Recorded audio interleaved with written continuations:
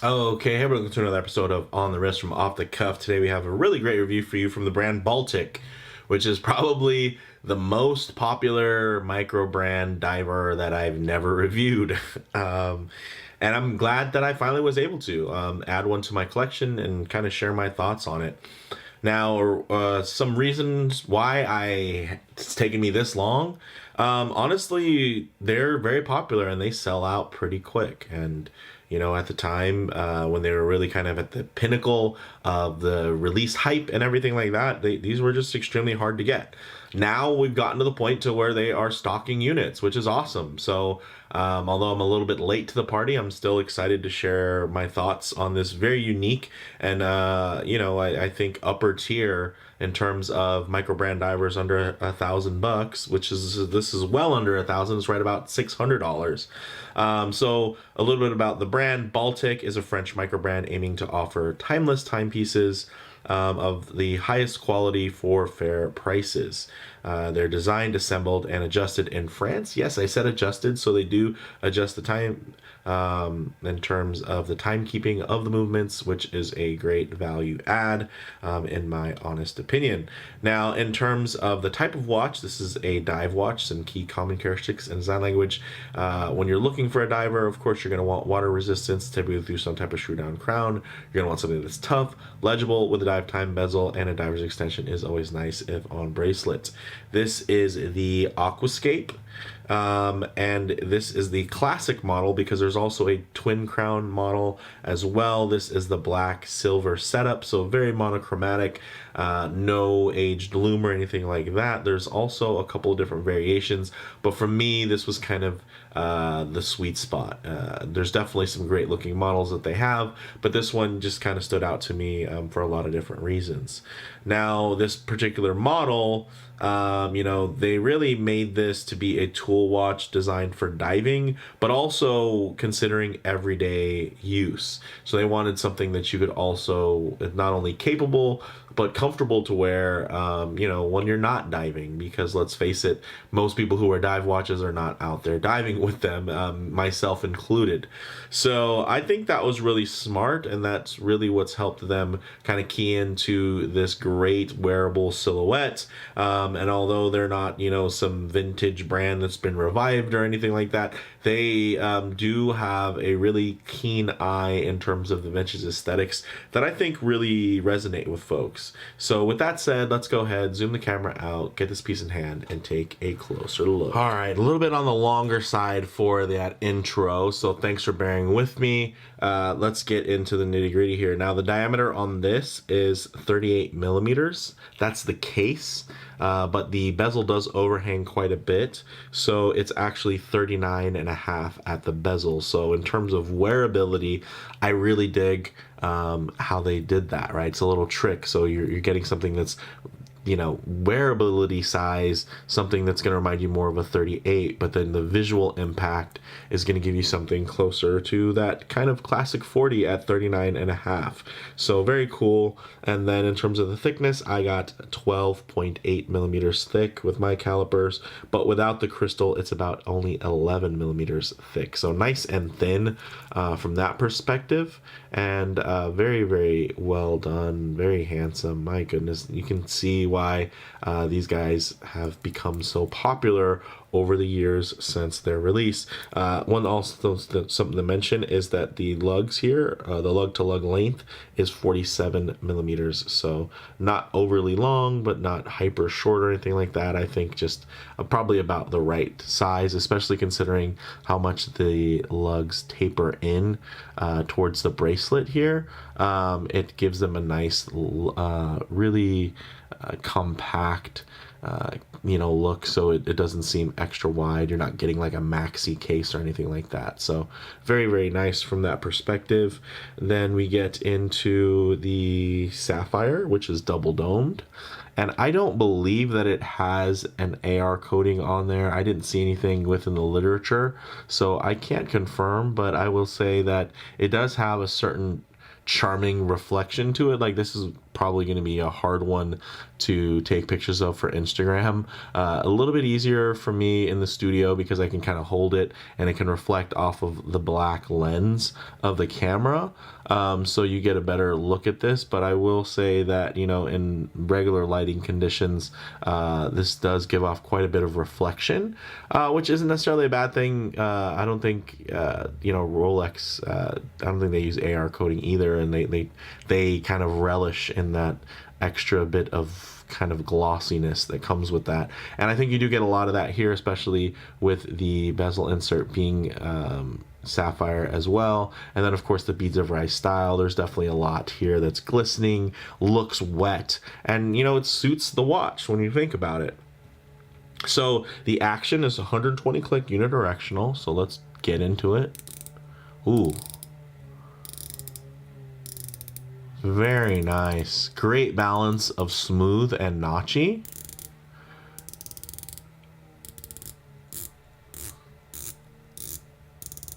Ooh, this is a very nice one. You can see when I try to send it back, there might be a slight touch of play, but nothing alarming.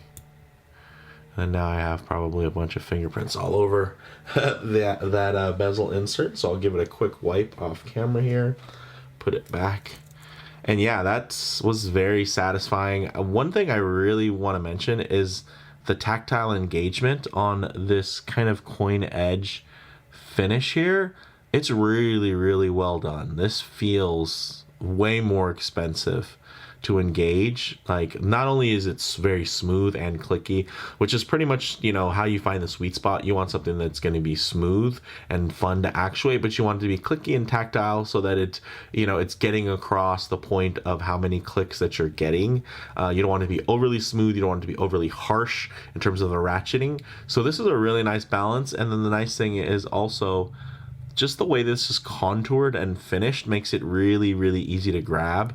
And then, you know, you saw it really 12 and 6 is very nice, but because it does overhang, you could also, you know, you can get a good grip on this bezel at a lot of different points, which I can't say for every dive watch. You'd be surprised how many divers you have to be very specific about where you place your fingers, what type of pressure you're doing to push down or whatever.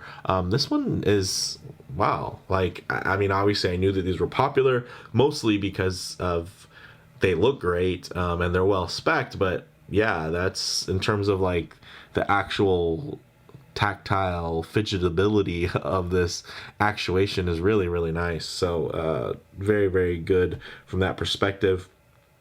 The crown is screw down, of course, and signed. The movement inside here is a Miyota 9039, so it's a no-date movement, so you're not going to get any ghost clicks or anything like that. You do get some really nice kind of etching there on the back.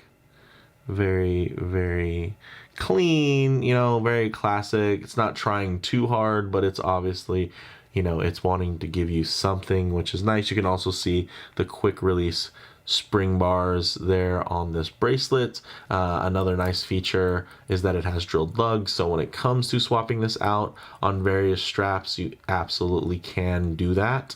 I think I actually do have the rubber Tropic strap, which I'll pull into frame you know, later on when we start getting it on wrist. But when it comes down to some of these fine details, guys, let's get into it. You have this kind of semi-sandwich dial with this great textured black finish. It's mostly printed indices. They're, you know, the only ones that are really sandwich cutouts are going to be the 3, 6, and 9. And then the nice thing I like about this design is that the 12 is, you know, it's a play because that's where the triangle and the numeral swapped.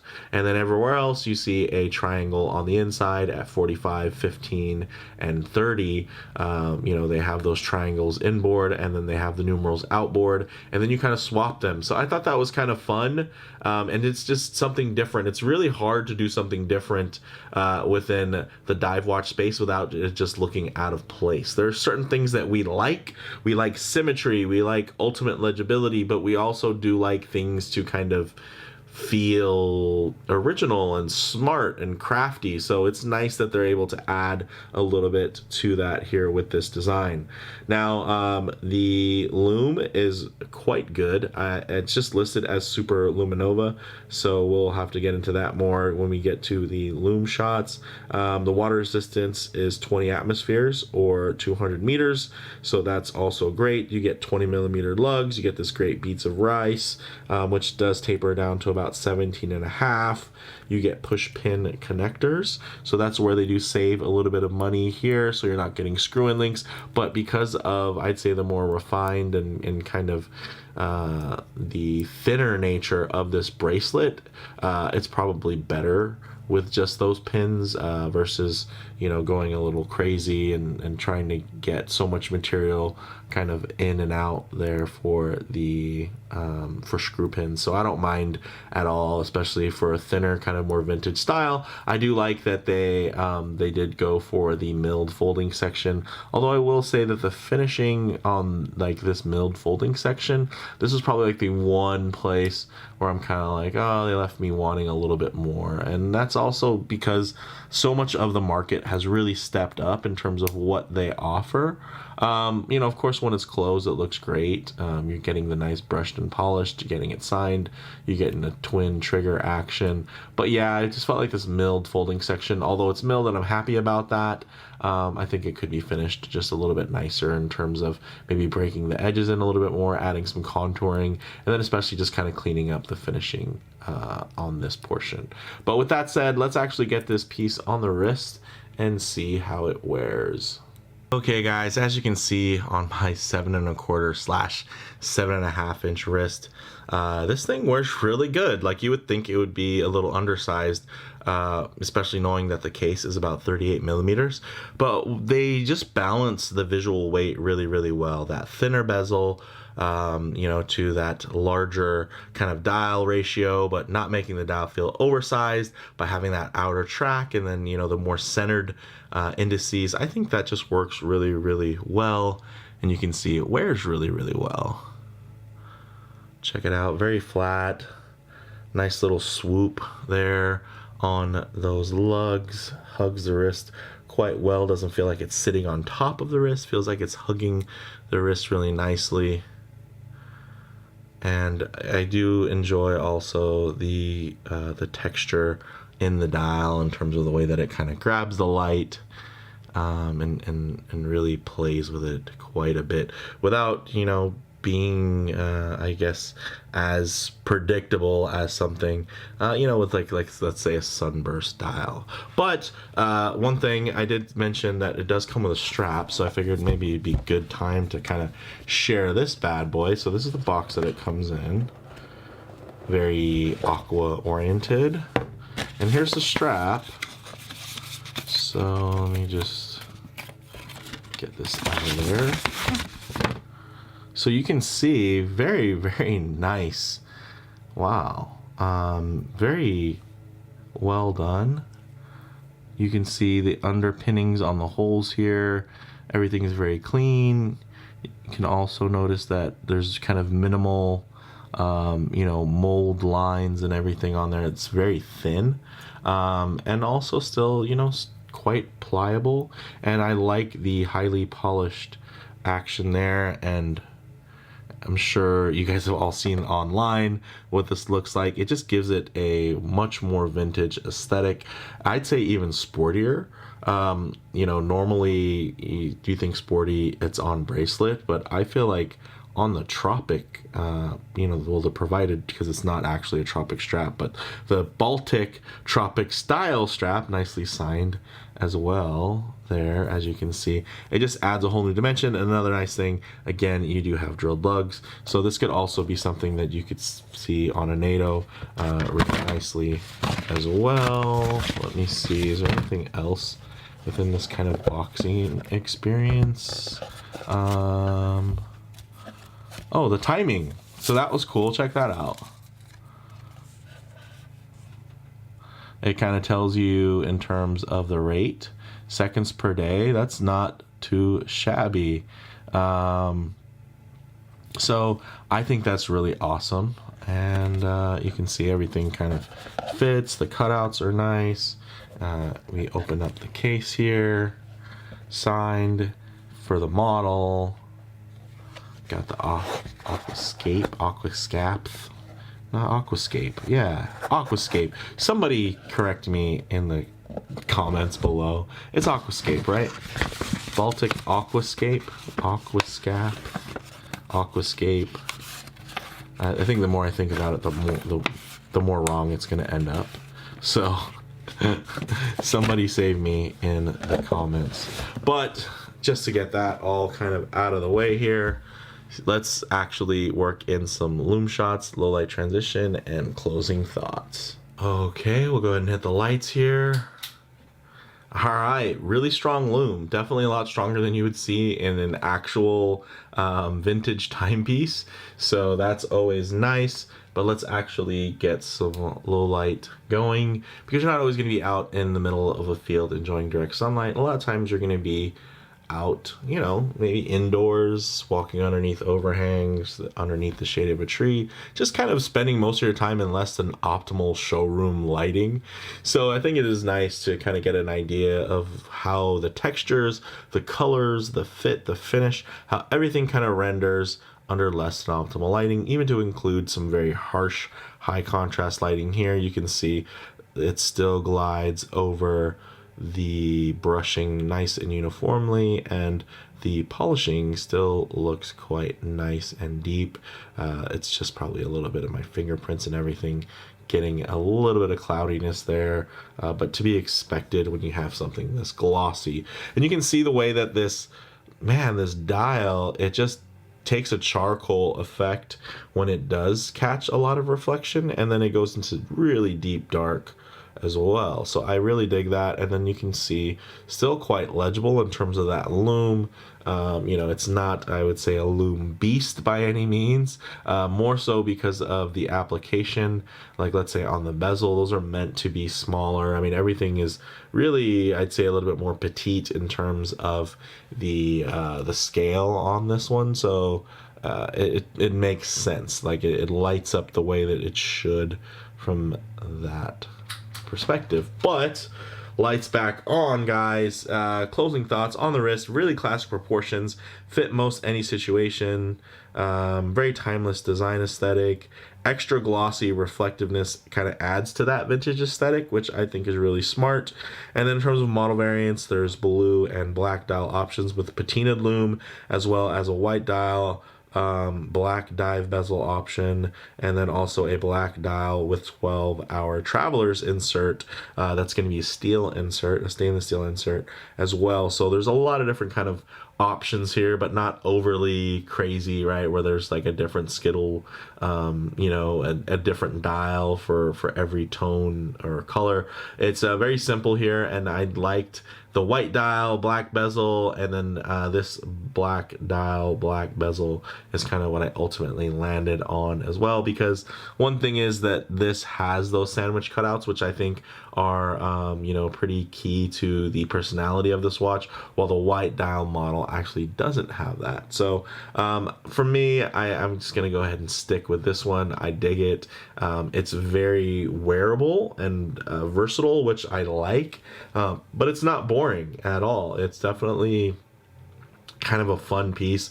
And then even like for people that are really well indoctrined to micro brands, that even though you know, this might be more well known, it's still kind of a fun brand to talk about, you know, in that, you know, it's a French brand and they do so much in-house, and they really have their own kind of style, and they've really built Baltic into a brand, right? It's not just a couple of cool models. There's kind of, they have their own design language, their own design aesthetic, their own brand ethos, which I can absolutely appreciate. So in terms of comparable models, there's a lot of vintage inspired big crowns that are out there, all the way from Tudor to Oris to Zodiac. But I think this one punches This one packs a lot of punch, I'd say, at the price point, and it's gained a lot of fans, with its combination of quality, style, and value, and to include myself as a fan.